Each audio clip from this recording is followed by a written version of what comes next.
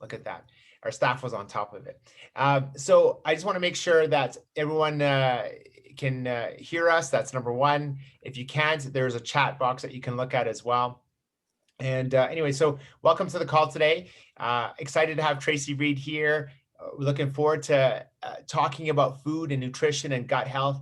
And why is it so linked to cardiovascular disease is the arteries are a muscle, right? Not a pipe. And everyone knows when I talk about that, these arteries are a muscle, not a pipe.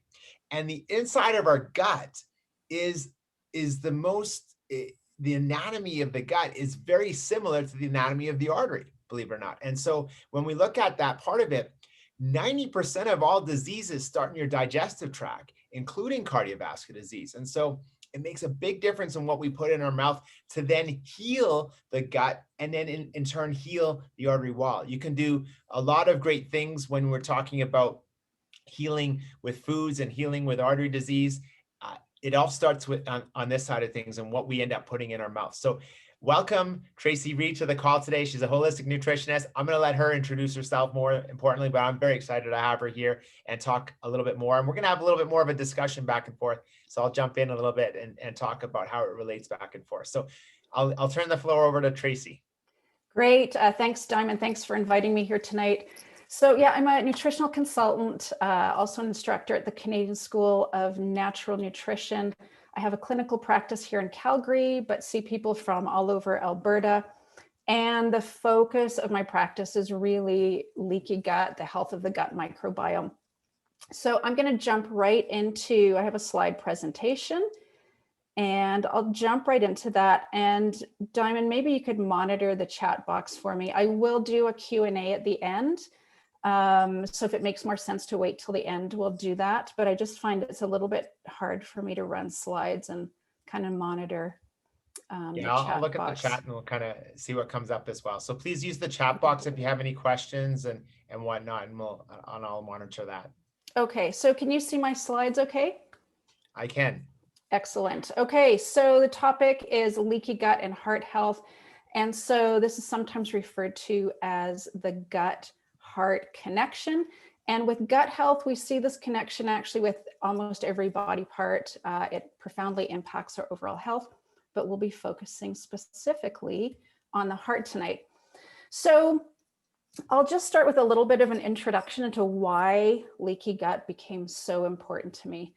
So my husband and I had 2 biological kids. We decided we wanted to have a third, but my pregnancies hadn't been really great.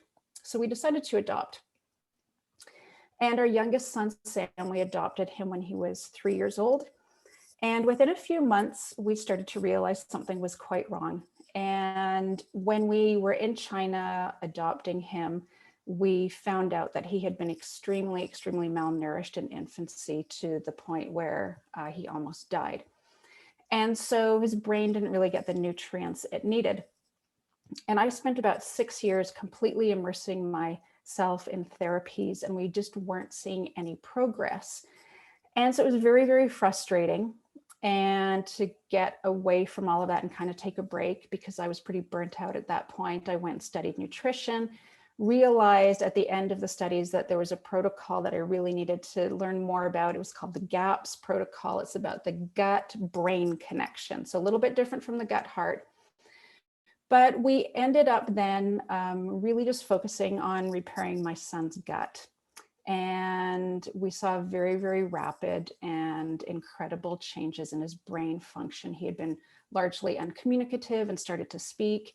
And we saw gross motor, fine motor skills emerge as well. So it was very, very profound for our son, for us as a family. And then that really, really largely shaped my practice to have this sort of gut healthy component to it. So when we look at heart health, there are some different areas that we can look at. And I'm sure if you guys are following Diamond regularly, you've discussed some of these in the past.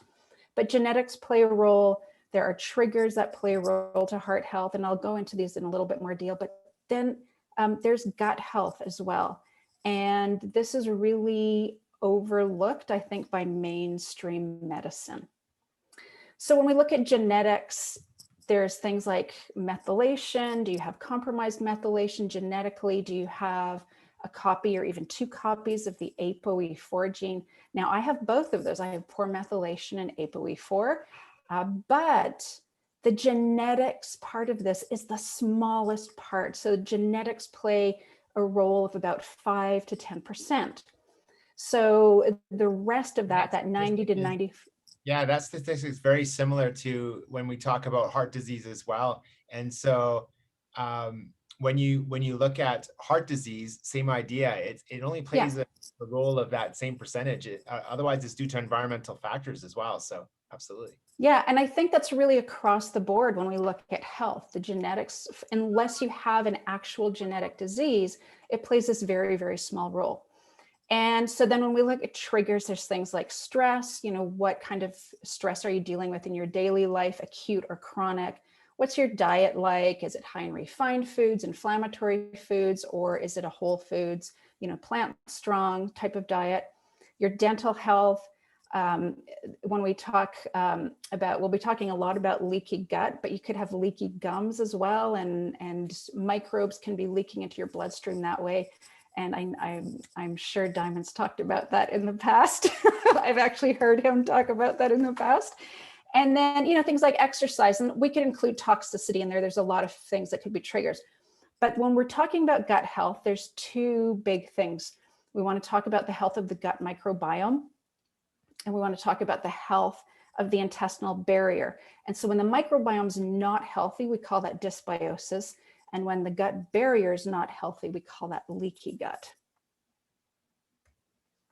So just so we have a bit of a framework, I just want to very briefly talk about the difference between a healthy gut and an unhealthy gut. So on the healthy side there, you can see this row of cells. And those cells are the cells that line your small intestine, and they're cheek to cheek, they're right up close to one another. And in fact, they're held together by something called tight junctions. And so it's that holding together of these cells that actually makes this a barrier tissue. On top of those cells, in this nice green that I've used here, we would have this mucosal layer, and that mucosal layer needs to be thick. It needs to be thick as a protective mechanism, but it also needs to be thick to colonize our gut microbes. And then we have all these various microbes. The more diversity we have, the healthier the gut's going to be. And then we'll be touching a little bit on it, but on the other side of that barrier, if things are leaking through the gut, there are immune cells here. So I will be touching on the immune cells briefly. When we talk about an unhealthy gut, it looks quite different. You can see now that these cells, there are gaps between those cells. And so the tight junctions, the protein structures that hold these cells together have opened up. And so that's what we actually refer to as leaky gut. And then with that, we see other changes in the gut. We see that that mucosal lining has thinned, and that the diversity in the microbiome is altered. And we also see that the immune cells become altered. They become dysregulated. So this is a little bit like a teeter-totter, because I can't talk about leaky gut without talking about the microbiome. And so what we see is that when the microbiome becomes altered, so sometimes we see there's a decrease in beneficial organisms. Sometimes we see there's a decrease in diversity of microbes. To give you a little bit of a sense of this ecosystem in your gut, there's about 13 trillion organisms living in your gut. And so we want the vast majority of those to be beneficial or neutral. So if we don't have that right ratio, or if we don't have enough diversity, then leaky gut starts to increase. And so the microbiome has this really, really key role in the structure and the functioning of that gut barrier. So then if we understand a little bit about what leaky gut is, then the real question with heart health is what's actually leaking out of your gut that's impacting your heart. And so I think in the write-up, I had said I was going to talk about 2 pathways, but I added a 3rd. I could add more, but I don't want to complicate too much. But I'm going to talk about lipopolysaccharides, trimethylamine N oxide, and histamine tonight. So lipopolysaccharides, there's some scientific jargon in here. If don't worry about it. But for those of you who are kind of into that, I've included it. So lipopolysaccharides are produced by something called gram-negative bacteria in the gut. And lipopolysaccharides, normally, if you have that healthy, intact gut barrier, these should never, ever be showing up in your bloodstream. They're normally too big to leak through the gut. So if these are showing up in your bloodstream, it is a very, very good indication that you have leaky gut. And lipopolysaccharides really wreak havoc on the whole body, but have been very, very well researched in relation to heart and cardiovascular health. And so what they do is they bind to immune cells, and they're a little bit like a key. So I'm going to talk about all three of these substances tonight as keys because they unlock inflammatory chemicals from immune cells. So that's how they're working. And then that inflammatory cascade is, again, what we associate with atherosclerosis and cardiovascular disease. Now, lipopolysaccharides, in addition to binding to immune cells, can actually also bind directly onto heart cells and contribute to heart failure through that direct inflammation. We also, yeah. Sorry, Tracey, I was going to take a step back because many of you have heard me talk about the artery, obviously is a muscle, not a pipe. And inside the lining of the artery is all skin. And I think that same thing that happens, there's three things that happen to the artery wall. One we know is inflammation. Second is oxidative stress. And then the third one is an immune response. And that's where this comes into play on wreaking havoc to the artery wall. So I just wanted to reiterate those three important things when we're talking about the artery and gut health aspect of it. And so interestingly enough, high lipopolysaccharides are also correlated to those small, dense LDL, which we all know are really, really nasty guys. We don't want those guys.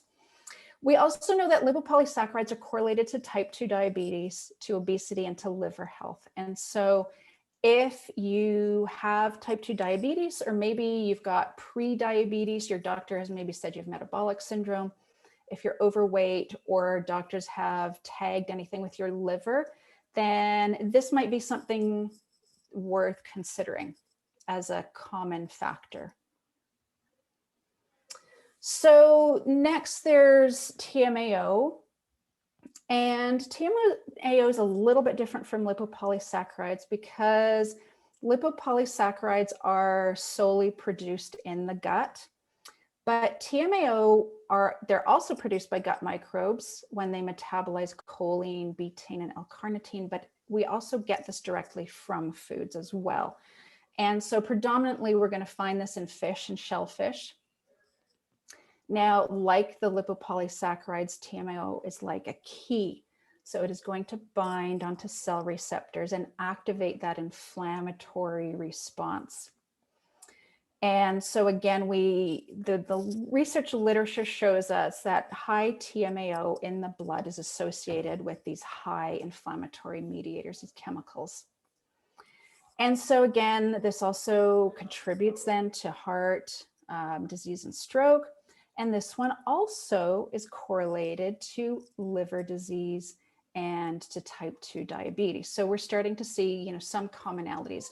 And the reason we're seeing this overlap of other conditions associated is because of the inflammatory nature of these substances leaking from the gut. I just had a quick question. If we can go back to the TMAO level aspect of things. So, looking at TMAO levels, there's just a quick question here is how does that relate to cardiovascular disease and protein L-carnitine? Because, we tell people to take L-carnitine as an improvement to cardiovascular disease markers, especially if they're in heart failure. So can you just comment on that part? So this is a very interesting conversation to have because it's probably a whole lecture on this, and I know when TMAO, when it was first sort of realized that there was this inflammatory association, that this was a contributing factor to heart disease, people were saying, oh, we need to reduce L-carnitine in the diet. And so there was this whole talk about, going plant-based, not eating meat. And so the issue is not with the L-carnitine. It's with how it gets metabolized, and that it gets metabolized into TMAO. And again, that metabolism is happening because of the microbial community in the gut. And so it's really about, we want to encourage and foster a healthy microbiome so that you're not actually metabolizing L-carnitine into TMAO. Does that address what you were? Yeah, absolutely. And I know for those who were at our symposium, gosh, 2019 or 2 years ago, we had a symposium, and anyway, we had a dietitian come in and talk specifically about that a little bit more in depth afterwards too. But anyway, yeah, you could probably do a whole lecture on TMAO and L-carnitine. But I guess what you're trying to say, or summarize what I can hear what you're saying, is that I think it's important to look at the gut health in addition to, because the food, or having increasing L-carnitine to improve heart health is beneficial. And even though it metabolizes as TMAO, meaning it breaks down as TMAO levels, then it's important to then focus on the gut health so that it metabolizes the right way. Yes. Yeah, absolutely. I just have a couple other, I just saw a couple other questions here, and maybe it doesn't get answered right now, but something to consider. And I know Dr. Gundry has been a lot of foods that avoid, and he talks about toxic plant proteins and lectins. And so maybe you can comment on that, maybe near the end, or where you see fit on that. Yeah, I will actually be Yeah, I discussing know it's going to lectins. be. I just wanted to bring that up now, and I didn't want to remiss the questions that I see right in front of me here. So. Yeah, perfect. Okay, so histamine is, I think, more similar to TMAO in that it is both found in food, and it is also produced by the microbes in the gut. Now, histamine is quite interesting in that it has more of a short-term effect on heart health. So with high histamine levels, we see that this is associated with things like angina, changes in blood pressure, and that can go both ways, high blood pressure or low blood pressure, heart palpitations, arrhythmia. And this is stored in high amounts in cardiomast cells. And so mast cells are one of the types of immune cells. And so we actually, histamine differs again from LPS and TMAO in that we can eat it, our microbes can produce it, but it actually gets stored in the body. And so high amounts are stored in cardiac tissue. With histamine, we tend to see that symptoms wax and wane, they kind of come and go. And it makes it much harder to identify that this is a cause because of the nature of symptoms. And the correlations with histamine are quite different than those from LPS and TMAO. So it's correlated to things like allergies, eczema, asthma, migraine headaches, muscle pain, especially muscle pain that kind of tends to move around, isn't like consistent in one place, inflammation. Also, a lot of people that have histamine issues have reflux. And so if your heart symptoms seem to be a little odd in nature, seem to kind of come and go, and if you maybe have some of these other symptoms, and the symptoms associated with histamine are actually incredibly extensive and impact all body systems, can impact you anywhere in the body, then histamine might be one to consider. And so I'm going to expand a little bit on the histamine thing because this is a real passion of mine, and I'm actually writing a book on this topic right now. And so with histamine, there's kind of two health conditions. One is called histamine intolerance, and one is called mast cell activation syndrome. And the reason I am so passionate about these is because I actually have mast cell activation syndrome myself. So the mast cells, I talked about them a little bit earlier because they store the histamine. But mast cells have, I've talked about LPS and TMAO as keys. Histamine also acts like a key. Mast cells have the locks for all of these different things. And so the lipopolysaccharides and the TMAO and the histamine, they can all bind to these cells and unlock different chemical inflammatory mediators. But with mast cell activation, the mast cells are hyper responsive. So where in a normal person, it would take, significant quantities to unlock the inflammatory mediators from these cells, with mast cell activation, these cells are hyper responsive and they release chemical mediators very, very easily.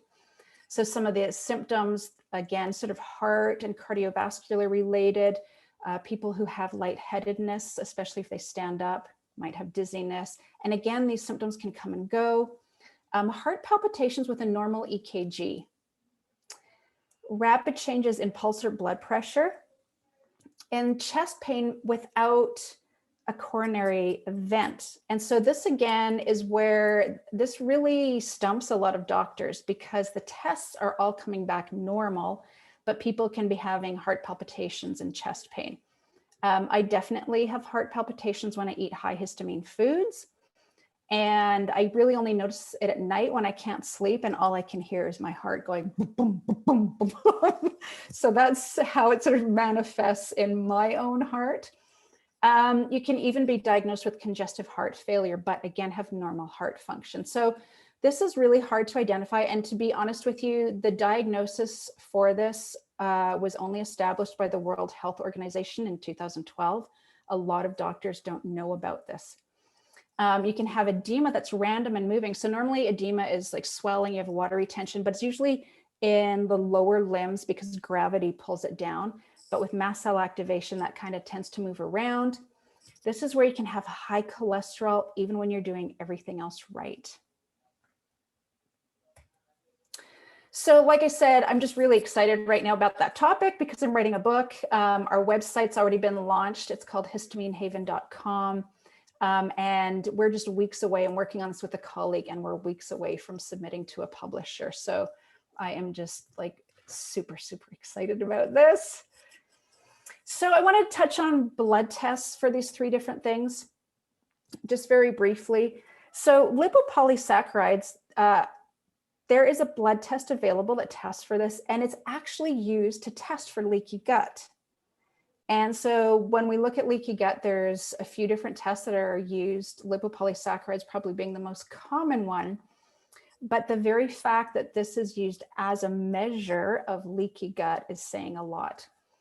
We can also do serum TMO tests, and Diamond G, you're going to know better than me what that, like, are those commercially available yet in Canada? Where are things at with that? So yeah, we do these all privately. So yeah. So yeah, and yeah, any of these tests would actually be done privately. None of the ones I'm talking about today are going to be available through your family doctor. And then serum histamine is also a blood test that can be done. And there are other biomarker used for mast cell activation. So there are blood tests available for all of these, and it can be very, very useful information.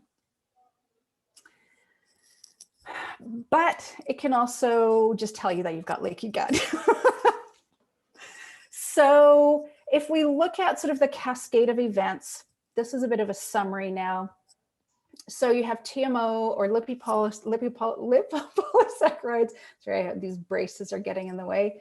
Or high histamine level, or again, there are other things leaking from the gut, but they're going to come out, they're going to bind to immune cells. And it's that, right? That's like the lock and the key. It's opening up the release of these inflammatory chemicals from various immune cells. And then this is one of the mechanisms where we get the inflammation that contributes to heart disease. It is not the only mechanism, obviously, but this is one of the main pathways of inflammation.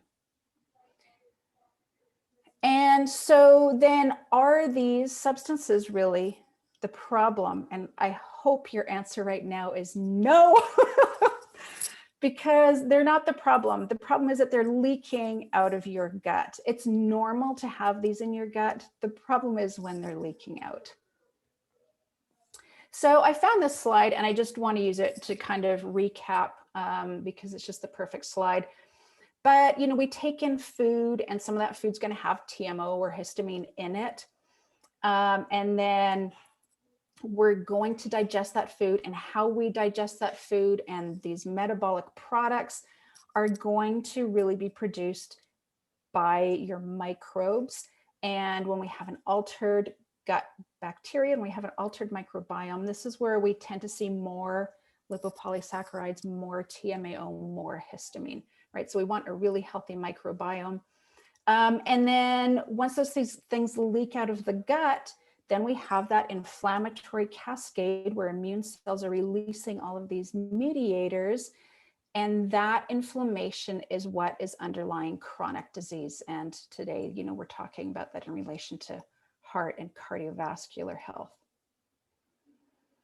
So if you can remember, like back one of the first slides I showed you, it was that teeter-totter one. And I talked briefly about how we have to have a healthy microbiome to have a healthy intestinal barrier.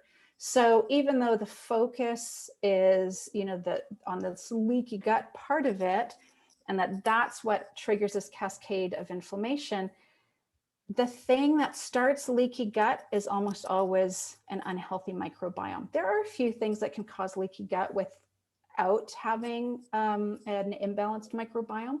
But usually we see the cascade starting with an imbalanced microbiome or a dysbiotic microbiome. So then the real question becomes, do I have dysbiosis or leaky gut, right? If you have a heart condition, or if your cholesterol numbers are off, your triglyceride numbers are off, you have these different biomarkers, is dysbiosis part of your picture? And so I'm going to talk you through some of the reasons you could have dysbiosis. So probably one of the most widely recognized ones is antibiotic use. And this is not going to be a single use. This is not going to be like I had strep throat and I took antibiotics for a week to clear it.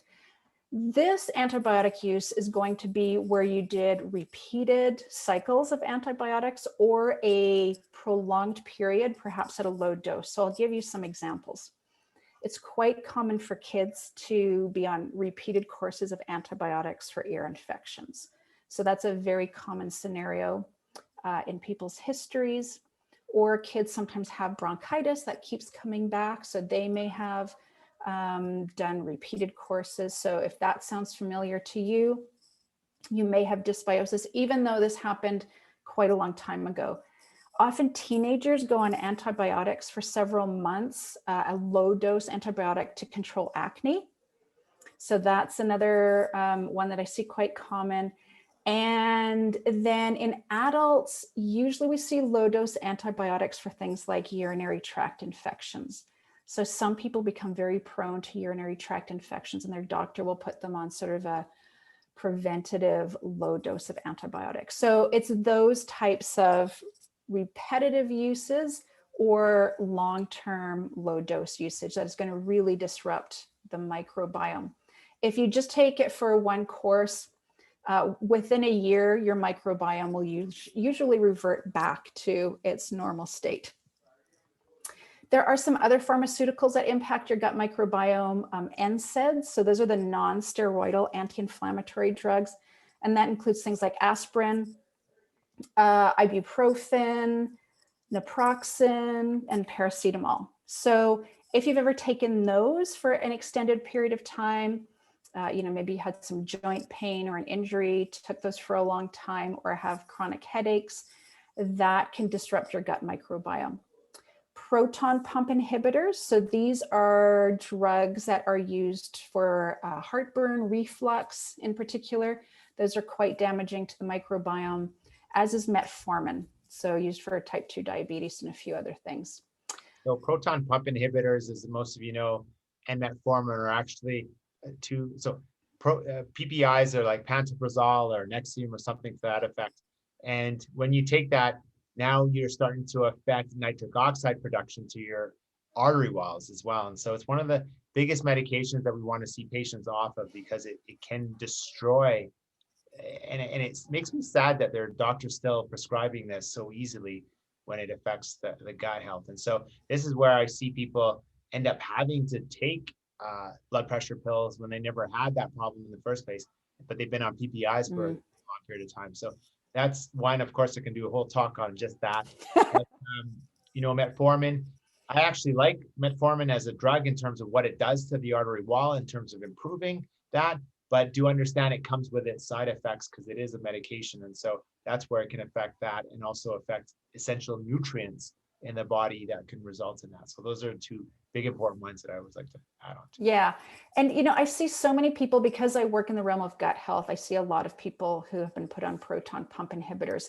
And I think all of these drugs have a place. They have an important role when they're used appropriately and used short term. And I think, unfortunately, what happens with proton pump inhibitors, especially, is that people end up on them for years and years and years because the reasons for their reflux are never really addressed. And so, yeah, that's one of the drugs that I don't like to see people on. For women, birth control pills alter the microbiome as well. And it's not uncommon for women to be on these for years and years. They often start in their teenage years because they have PMS and they're trying to kind of regulate that. And then they'll stay on them into their 20s so that they don't conceive. And so many women, like I said, are just on these for extended periods of time, resulting in a lot of gut issues. Poor diet, no surprise there. A diet high in refined carbs and inflammatory fats really disrupts the gut microbiome, tends to sort of feed the pathogenic species a little bit more than we'd like. Viral or bacterial infections, and this is one that can actually directly impact leaky gut. So you can sometimes get an infection that will induce leaky gut without really altering the microbiome too much. Toxins, things like pollution, radiation, heavy metal toxicity, alcohol. And so this is where, I love the conversation. Oh, but, isn't wine good for you because it's got resveratrol in it? And the amount of resveratrol in a glass of wine really is not enough to have an impact on your health. But alcohol, we know alcohol directly is going to contribute to leaky gut. So you need about 8 bottles of wine to get the amount of resveratrol we're actually looking at having. So just to be on that side of things. So yeah, not that I'm going to drink 8 bottles of wine. It's probably cheaper to have the resveratrol for sure. But yeah, I mean, enjoy the wine. That's fine, but it's not. You're missing a lot. You require definitely a lot more than that side of things. So yeah, and so the interesting thing with toxins, I'll often have people say to me, "Oh, I haven't had any toxic exposure." But the reality is we all have toxic exposure every day because our world has become quite toxic. And I know that sounds sort of negative to say, but the reality is we have air pollution. We're breathing in air that's polluted. We're exposed to things like radiation. Our water's not clean anymore. I'm not able to do testing, but I refer a lot of my clients to naturopathic doctors for various toxicity testing. And people are always really surprised to come back and find that they have these high toxicity levels. And these really, really impact the health of the gut because the gut tends to kind of sequester some of these toxins. Stress very rapidly alters the gut microbiome. And then if you were formula fed as a baby, or if you were born via C-section, your gut microbiome is going to look very, very different from a healthy person's microbiome. And so with C-section birth, what happens when a baby comes through the vaginal canal is the baby gets coated in mom's vaginal microbiome. Baby also swallows some of mom's vaginal microbiome, and that's baby's first real inoculation of a healthy gut microbiome. And so babies that are born C-section, they don't get that inoculation. Now, some hospitals are starting to inoculate babies by taking a swab of mom's vaginal secretions and sort of coating baby in that. And then formula feeding just does not mimic breast milk in many, many important aspects. So breast milk has microbes in it. These microbes are going from mom's gut through her lymphatic system into her breast milk. So baby's actually getting all these microbes every time baby's breastfeeding. The other thing that's in breast milk is all of these oligosaccharides that actually feed the microbes. And so this is pretty cool because breast milk is full of these oligosaccharides and the baby can't utilize them at all, can't digest them. So they're only there to nourish that baby's microbiome. So Yeah, breast milk. Yeah, colostrum seems to be huge as an actual supplement now. Try and get that as well. So yeah. Yeah. And so it really shapes the gut microbiome in infancy, as does a normal vaginal birth. And unfortunately, the gut microbiome is really well established by about age 3.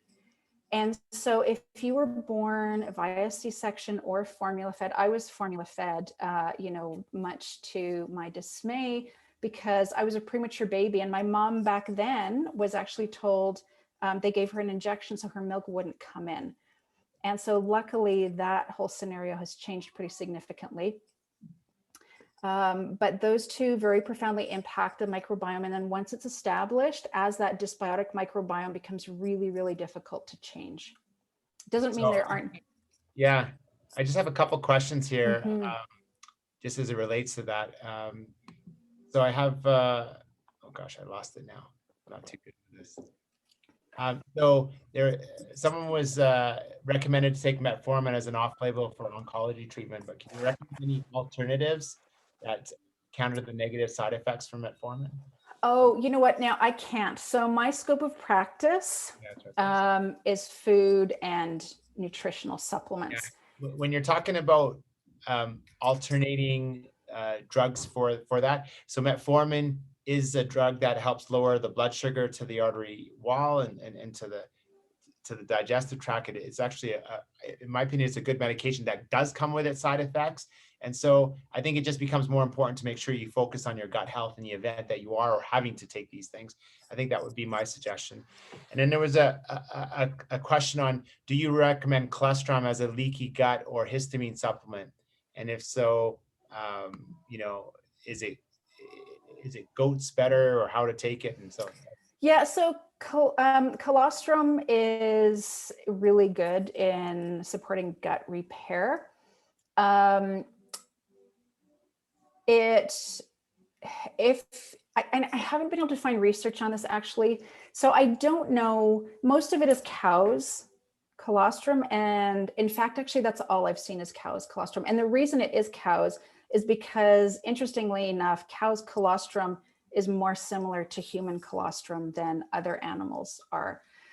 Now, the thing I haven't been able to find in the research literature is if you have a dairy sensitivity or a dairy allergy, whether that colostrum has any of the proteins that are going to be problematic for you. So that would be kind of one area where you would want to be cautious. If you have a known dairy allergy or sensitivity, that would be just something you want to be really cautious of. I will touch on some other foods and supplements that support the repair of gut health as well as we move along. I think you can go into a whole talk on each and every one of these for sure. And so I just want to quickly say, with toxins and pollution and radiation, absolutely, it's around us all the time. And I was very fortunate yesterday. I was actually in Vancouver. I'm in Calgary today, but in our Calgary clinic. And so one of my patients took me on a tour on his business, and everyone deserves a breath of fresh air. And he was actually retired and got into this business and bought it and done really well with it. But he took me on a tour of his business, and it was just amazing as to how much pollution he has. And so what he does is he has filters and how it makes, clean air. And so especially with COVID that's going on and all this, he's becoming a huge supplier for automotive industry and Boeing and also now he's looking at, with COVID that's happened, they have these COVID filters as well. So it's a big deal. It's a big, especially when you have allergies at this time of year. Filtering the house becomes another important thing. And maybe I'll do another talk where I'll bring them on board and talk about that separately, because it is a huge talk on its own. So yeah. So I have just like a room filter in my bedroom to kind of keep things a little bit cleaner, because you spend so much time in your bedroom. Okay, so here we go. How do I fix dysbiosis and leaky gut? So you're not going to like what I have to say. This is always like the big, oh, really? Grains are super problematic, both from a dysbiosis and a leaky gut perspective. So Diamond, you had sort of brought up lectins earlier. And so lectins are something that we find in all grains, even the pseudo grains, things like buckwheat and quinoa. And so most people have heard about gluten, sort of recognize gluten. That is one of the lectins. And gluten, we know, directly opens up the tight junctions and induces leaky gut. And it does this in everybody. So if you were really, really healthy and those tight junctions opened up because you'd had maybe, a bowl of, buckwheat cereal or whatever, those tight junctions will fairly rapidly close up again. But the grains in North America, the gluten-containing grains, have been hybridized over time. They have a much, much higher gluten content than European varieties do. So in North America, we're getting more gluten than people in other countries are. But as I said, all grains have lectins. And so these bind to the gut and are very, very problematic, very inflammatory. And so definitely we want to get gluten out, but we really want to get all of those lectins out of the diet. We want to replace sugar. And I'm sure you guys have heard again and again how problematic sugar is. We were just talking about metformin and what it does, but sugar of any kind is inflammatory. And so we really want to try to find some alternatives for that. Really important to eat meat and collagen to repair the gut lining and to add some probiotic rich foods. And I've got a maybe there with a question mark. So I just want to go through each of those and talk a little bit more about them. So lectins and carbs. First and foremost, anything made out of flour. So most of the grains we're eating in the Western world are in the form of flour. And so if you are eating a piece of bread, your body identifies that as sugar. And it can be a beautiful whole grain piece of bread, a sprouted grain piece of bread. It doesn't matter. If it's been ground into flour, it raises your blood sugars more quickly than a tablespoon of sugar does. And so anything like, and I just want to reiterate that again because it's so important, anything made from flour, grain-based flour, is incredibly inflammatory just through the mechanism it has on your blood sugar levels. And so these will raise, again, the small dense LDL levels. Those lectins in the grains are going to directly irritate the gut lining and contribute to leaky gut.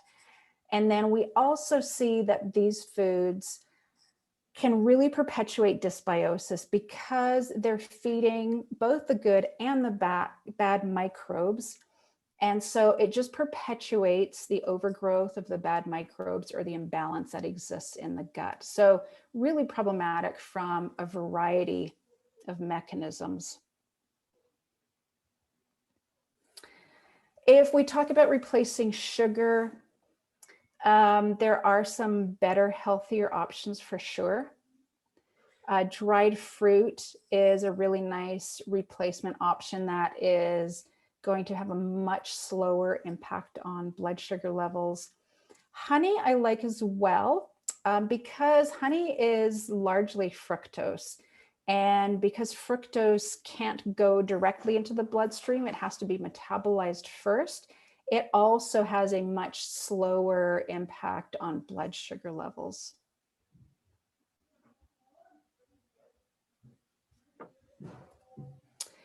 And so now I'm going to talk about meat and collagen.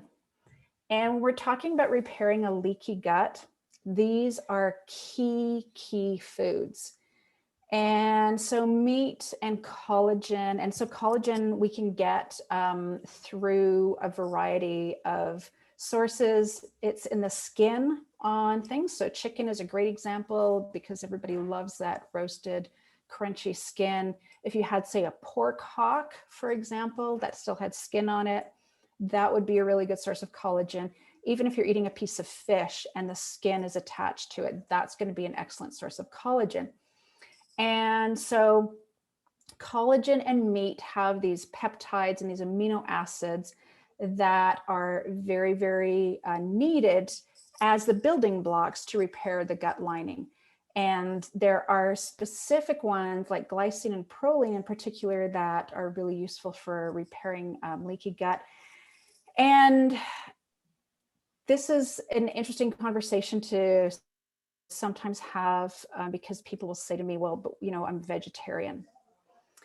And so in a vegetarian diet is deficient in glycine.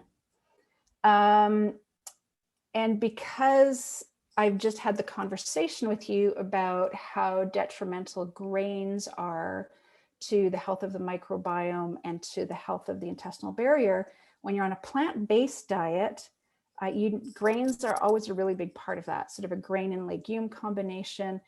And so when we're looking at repairing leaky gut, you will do much, much better on a meat-based, still a plant strong. We want all those beautiful vegetables in there, but to repair leaky gut, you really do need meat and collagen sources. And collagen only comes from animal sources. So again, just really, really important for the repair of that intestinal barrier. I just had a question here from the previous Yeah. as well, is that what about something like cassava flour? That was one of the questions. Want to comment on yeah, so I love cassava flour, and cassava flour is a really good alternative to grain baking, right? So you can use it in pancakes or muffins. If your microbiome is quite dysbiotic, you wouldn't want to be using cassava initially. So if you know you've got dysbiosis and leaky gut, and you know that dysbiosis is quite severe, you would want to stay away from cassava flour because it's still pretty high carb. Now, the one nice thing about cassava flour from a carbohydrate perspective is it's really high in something called resistant starch. And resistant starch actually preferentially feeds the good microbes, the ones that we want to see thriving. And so I do really like cassava flour, but I wouldn't be recommending it if somebody had really severe gut issues. And what about if you choose gluten-free grain, soak them and sprout them? Are they safe to consume at that point? So gluten-free grains will still, obviously, so the lectins will be reduced with soaking and sprouting. So you will reduce the lectin content, but they're still going to provide the carbohydrates that can perpetuate the dysbiosis. Okay. So if we're now going to look at probiotic rich foods, because this is one of the foods that are talked about a lot in terms of gut health, right? There's all kinds of commercials about eating yogurt to add beneficial microbes into your gut. And so there are a lot of really good probiotic rich foods. So yogurt, I've just talked about. And if you're eating yogurt, you want to have a yogurt that is just milk and active or live cultures. That's all you want to see on the ingredient list. Kefir is another really good example. So kefir has more microbes than a yogurt does. Typically a yogurt has like 3 to 5 strains of organisms. Kefir typically has about 12 to 15. So it has much more diversity. Sauerkraut, that is sold in the refrigerated section of a store. So it's been, it's unpasteurized. And there's so many great options now. There's all kinds of different cultured vegetables, not just sauerkraut. So you can find, kimchi and kind of dill sauerkrauts and cultured carrots and a whole bunch of different things. And the farmers markets are really great to find some like really interesting combinations of flavors there as well. So all of these things add beneficial microbes to your gut. These microbes aren't going to colonize in your gut, but they're going to do a lot of really good things while they're in there. And sort of the opposite of the lipopolysaccharides and the TMAO, they're actually going to produce beneficial metabolites that are going to enter our bloodstream and be of benefit to us. These foods, however, are not suitable for people who have histamine-mediated symptoms because aged foods, anything that's been aged, has high histamine levels. And so all of these foods, because they're cultured. Oregon? Sorry? you just comment on what aged foods are again? Yeah, so aged foods are going to actually be any of these foods we've just talked about, but also things like sausages. Beef is aged because it has to be hung before it's butchered, so that's aged. Anything that's canned or jarred would be considered aged. Anything that's smoked is going to be considered aged as well. So we really want to aim kind of for fresh when we're looking at things from a histamine perspective, and want to actually stay away from these probiotic rich foods. And so for people who do suspect they have histamine issues, this is where it's really important to actually work with a practitioner. I just had a couple more questions here. I missed one here. Was what about the lectin in beans as well? Yeah, beans are terrible. So they also are very, very high in lectins. So from a leaky gut perspective, that is another group of foods that you would want to be taking out of your diet while you're trying to repair your gut. Yeah. And then there was another one I missed here. Are you aware of any link to water damaged buildings to mold and leaky gut? That was another question.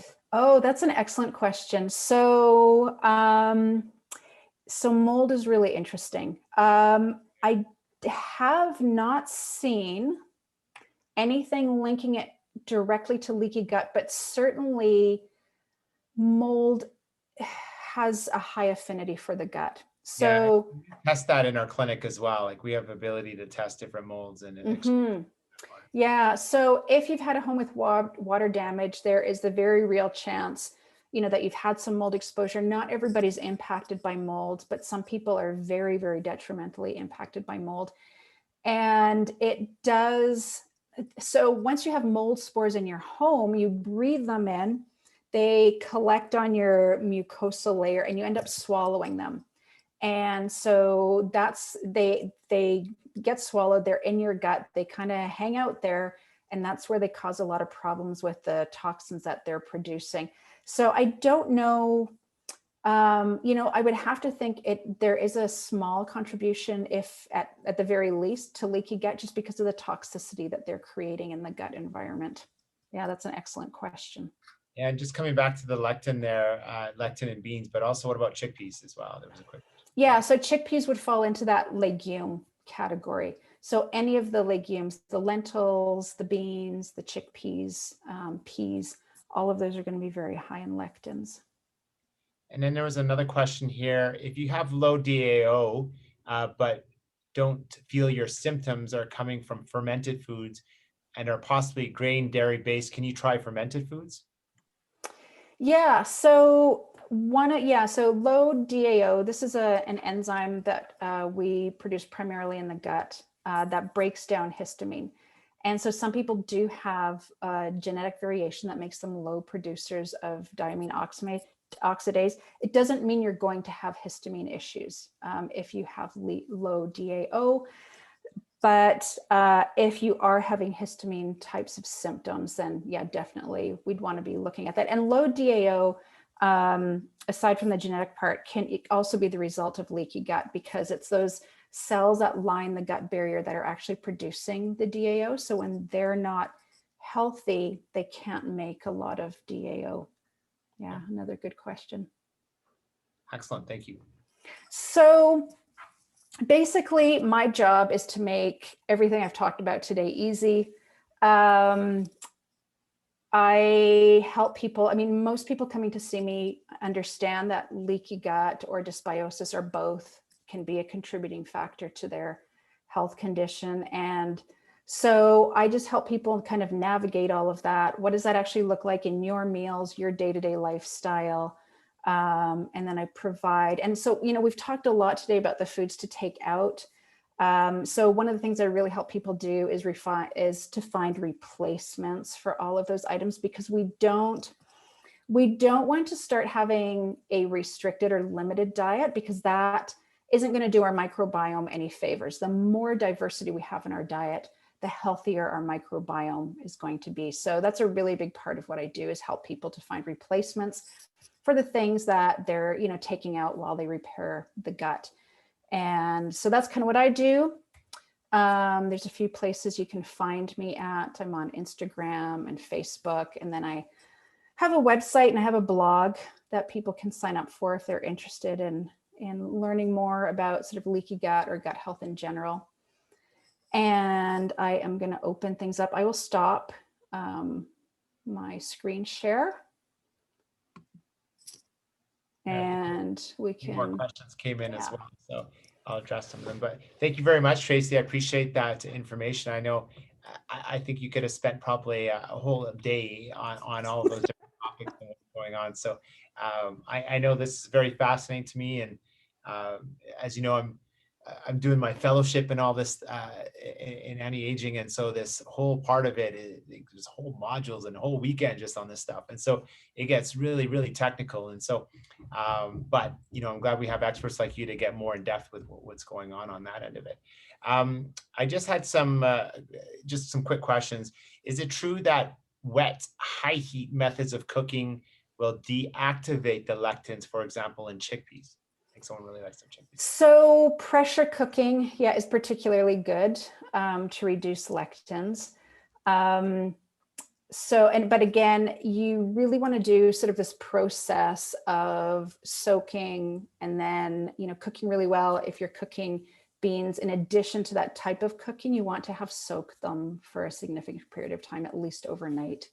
Yeah, no, and soaking the beans is very important to take that out, and how you cook it is very important to have there too. I just want to make sure I get them all here. So there was a question on, is kombucha safe to consume?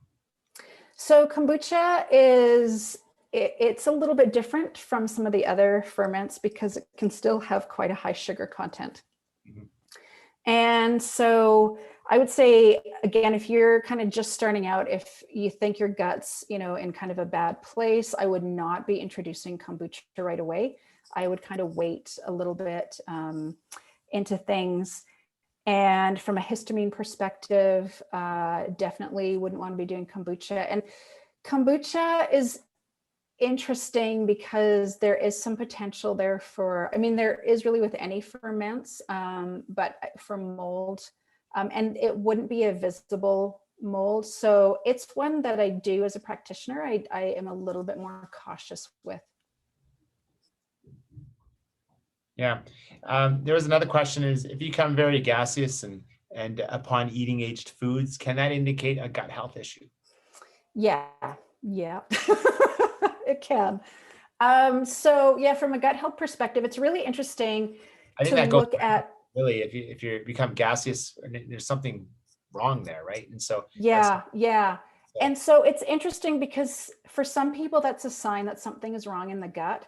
Some people will never have digestive symptoms and can still have leaky gut, and that's maybe a really important point to bring across, because you can't feel your gut the way you can feel, if you injure your skin or you injure your joints. We don't feel leaky gut. So a lot of people will say to me, oh, my gut, I have a gut of steel, or, gut of iron. Like, I never get symptoms, but that actually doesn't mean that you don't have leaky gut. So, but definitely if you get bloating, if you get flatulence, if you get burping, if you get any kind of digestive upset, if you have occasional nausea, if you have heartburn, if you have constipation or diarrhea, or maybe you alternate between the two, those would all be indications that your microbiome is not in a happy, healthy place. Yeah, and there's another question here privately talking with you, but I'll go through that in a second. But there's just going back on the soaking things, but soaking nuts before eating, is that also to reduce lectins? That was a question there. I'll let you answer that one. So soaking nuts is mostly actually to reduce the phytates in nuts. And so phytates, it's a compound that binds to minerals. And so if you're eating raw nuts, even though they're an excellent source of minerals, you can't actually absorb the minerals because they're bound to these phytates. And so they become more digestible. We can absorb those minerals when we soak those nuts. Just to continue back, I'll get to that other one here. How long is it best to culture yogurt and kefir for? And are there any store-bought options as well? So, yeah, so this really depends. If you have a lactose intolerance, you want to be culturing it for longer periods of time because that will break down more of the lactose. If you have a histamine issue, you want to be culturing for the shortest amount of time possible. So it kind of depends on, your symptom profile a little bit. But if you're making it at home, I would say anywhere within 8 to 24 hours, you can culture it. And there are a lot of good store-bought options. Really, again, like just look for, milk and active or live cultures. I highly encourage people to get an organic yogurt. And then there's some really great options out there. I sometimes, as a treat, even though it's high in histamine, I get a water buffalo yogurt. My son and I sometimes make goat milk yogurt, and because he and I actually both have histamine mediated issues, so we just ferment it for a really short period of time and eat it right away. So there's a ton of great options available in the stores. I think that's where like a supplement like quercetin and nettles will come into play for helping histamine in immune response to the artery wall. Yes, yeah. There's lots of stuff. A lot of supplements that help inhibit those mast cells. Yeah. So just to clarify, if you have low DAO and don't have symptoms to fermented foods, could you incorporate them into a leaky gut protocol? Yes, absolutely. Yeah. Yeah. And then there's a quick question there. How long do we soak the nuts for? Oh, it kind of depends on the nut. Some nuts are a little bit softer, but typically I would say kind of 8 to 12 hours. And then, if you've got, say, like a pecan or a cashew, they're a little bit softer. You could do more like a 6 to 8 hour. So, this is a question I came into as well, is that, and I'll preface it, but everyone's, when everyone says, okay, well, how's your digestive tract? You get to tell a lot about what your poop's telling you. Oh, and, yeah. So the question is that how often should we be pooping every day? And that tells a lot on that aspect of it too. Because so it's a very I think joking atmosphere, but at the end of the day, it's like it does tell you a lot about how you digest. Yes, it tells you a lot. So it's not just enough to say that you should be pooping every day.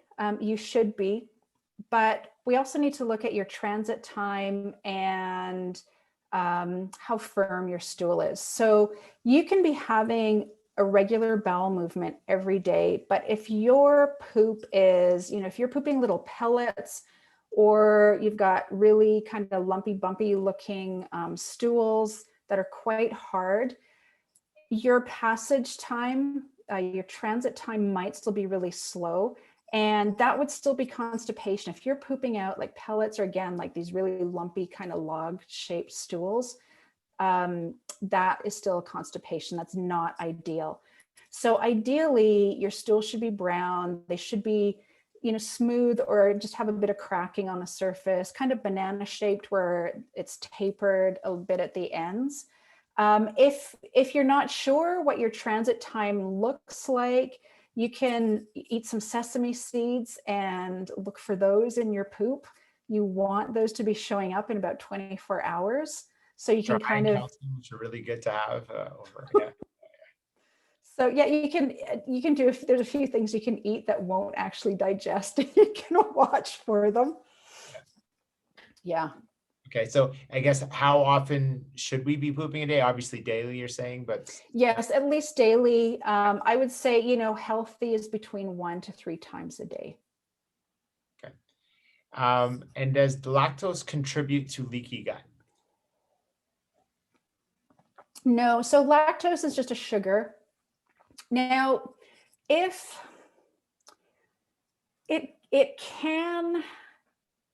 it will perpetuate things. It's not going to contribute to leaky gut if your gut's healthy. But if you are starting to move towards dysbiosis or leaky gut, it can certainly perpetuate the problem, because it's a disaccharide. It's a double molecule of sugar. And if you have leaky gut, you won't necessarily be able to digest that and break it down into single sugars. And so then that disaccharide stays in the digestive tract and can help to perpetuate those pathogenic microbes. So it doesn't lead to leaky gut, but if you have leaky gut, certainly it can perpetuate the problem. Yeah. Excellent. I know we're coming near the end here. So I want to thank you very much, Tracey, as well. I want to thank all of you for being here.